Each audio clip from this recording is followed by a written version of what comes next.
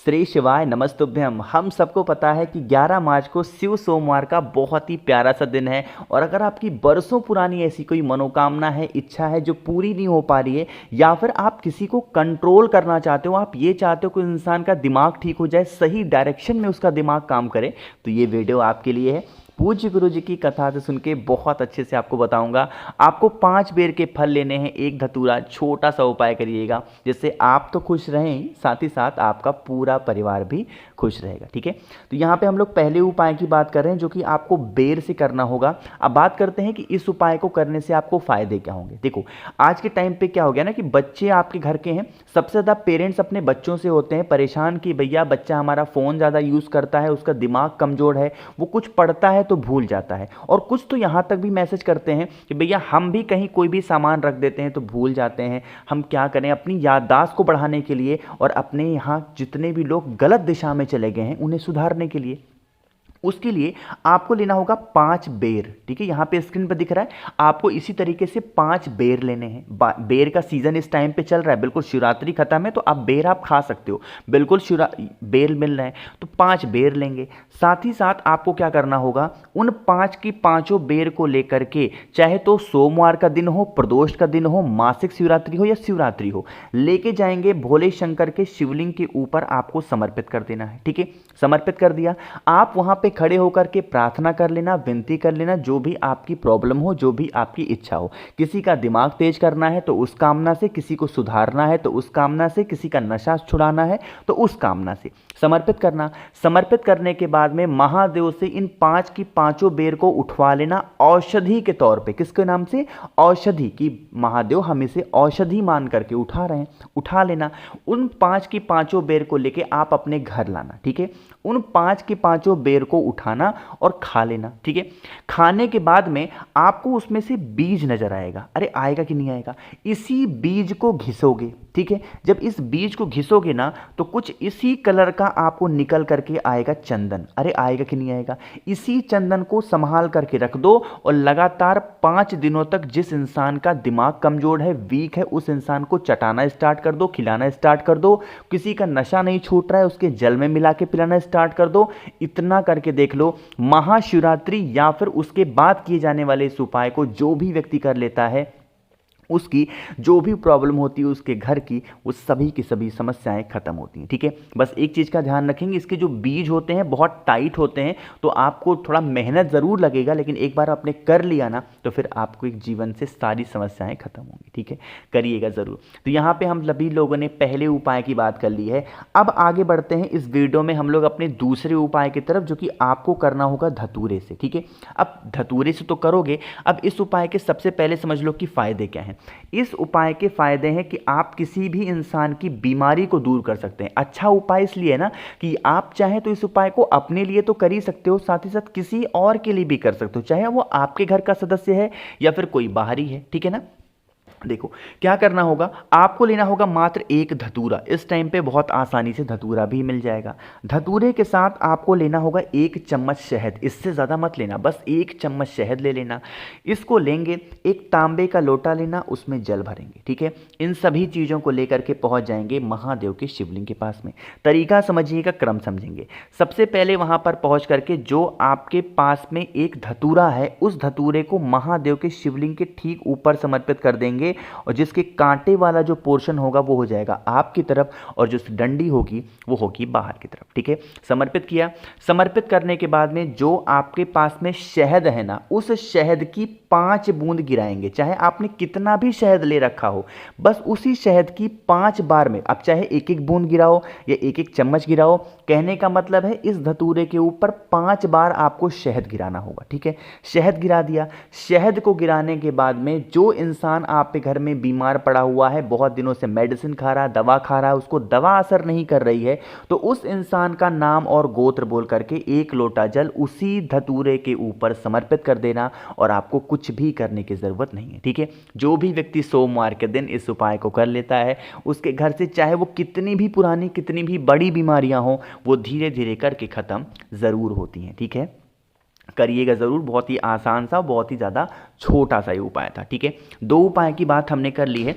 आगे बढ़ते हैं अब इस वीडियो में हम लोग अपने तीसरे उपाय की तरफ, जो कि आपको करना होगा चावल के दाने से। लेकिन अब ये उपाय मैं आपको तब बताऊंगा जब आप सभी लोग कर दोगे वीडियो को लाइक। जितने भाई बहन मेरी आवाज़ पहली बार सुन रहे हैं चैनल को ज़रूर सब्सक्राइब करेंगे। बहुत स्पेशल, बहुत ही प्यारा सा ये उपाय है। और हाँ, एक छोटी सी रिक्वेस्ट आप सभी से ज़्यादा लोगों तक इस वीडियो को शेयर भी ज़रूर करिएगा। ठीक है ना। देखो, अब बात करते हैं कि इस उपाय के सबसे पहले समझ लो फायदे क्या हैं। इस उपाय का फायदा होगा इच्छा पूर्ति के लिए, यानी कि मनोकामना पूर्ति के लिए, और बहुत ज़्यादा आसान उपाय है। आपको लेना होगा एक चावल का दाना जो कहीं से खंडित ना हो, टूटा हुआ ना हो। ठीक है, एक चावल का दाना लेंगे। साथ ही साथ आपको 3 दूर्वा लेनी है। एक चावल का दाना और 3 दूर्वा लेनी है हरी वाली, मिल जाएगी आसानी से आपको। तो हरी वाली 3 दूर्वा लेंगे। साथ ही साथ एक समी का पत्ता भी लेंगे। ठीक है, एक समी का पत्ता लेंगे और इस समी के पत्र के साथ में एक बेलपत्र भी अगर आपको मिल जाता है तब तो बहुत अच्छा बात है ना।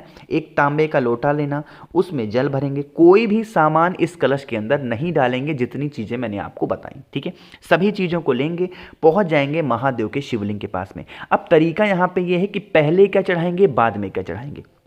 सबसे पहले पहुंचेंगे, जो आपके पास में दूर्वा है ना, उस दूर्वा को सबसे पहले भोले शंकर के शिवलिंग के ठीक ऊपर समर्पित कर देना, पहले दूर्वा। ठीक है, दूर्वा के बाद में जो आपके पास में चावल का एक दाना है उसको समर्पित करेंगे।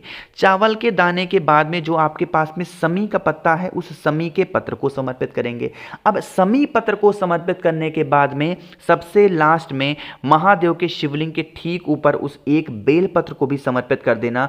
साथ ही साथ इस कामना से समर्पित करना कि हमारे फैमिली में, हमारे परिवार में इस तरीके से समस्याएं हैं, जो भी आप पे कष्ट हो, आपकी मनोकामना हो, आपकी जो भी हो, आप उस कामना से कर देना। और फिर एक लोटा जल इसी के ऊपर श्री शिवाय नमस्तुभ्यम का ध्यान करते बिल्कुल स्लो मोशन, धीरे धीरे करके समर्पित कर देना। आपकी बरसों पुरानी जो भी मनोकामनाएं होंगी, जो भी इच्छाएं होंगी, बहुत जल्दी पूरी होंगी। ठीक है, तो आप सभी लोगों को इस उपाय को करना चाहिए, जिससे आपकी बरसों पुरानी मनोकामनाएं जल्दी पूरी हो पाए। ठीक है, 3 उपाय की बात समझ में आ गई।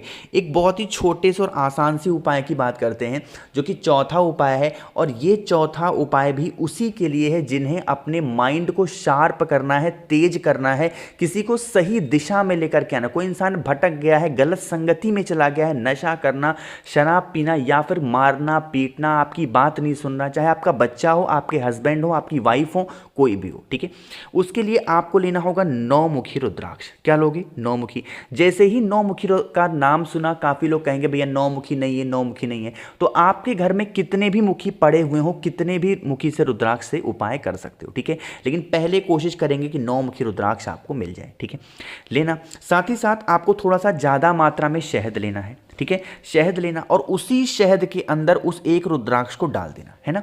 और ऐसे का ऐसा ही शहद का डिब्बा लेकर के, शहद की कटोरी लेकर के एक तांबे के लोटे में जल भरेंगे और पहुंच जाएंगे महादेव के शिवलिंग के पास में।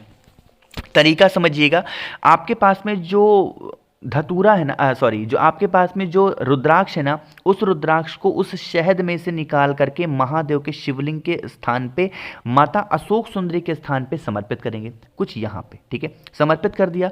अब इसी स्थान पे आपके पास में जो शहद है ना, उस शहद को इसी इसी रुद्राक्ष के ऊपर आपको गिराना होगा। और इस कामना से गिराएंगे कि जिससे हमारा बच्चा ठीक दिशा में आ जाए, उसका मन पढ़ाई में लगने लगे, उसको जो कुछ भी याद करता है उसको भूल जाता है, या फिर जिस भी इंसान के लिए उपाय कर रहे हो उसकी प्रॉब्लम आप कह देना। और उसके बाद में थोड़ी देर के बाद में इस रुद्राक्ष को भी उठा लेंगे, जो शहद आपने चढ़ाया है उस शहद को भी किसी छोटी सी कटोरी में रख लेंगे संभाल करके।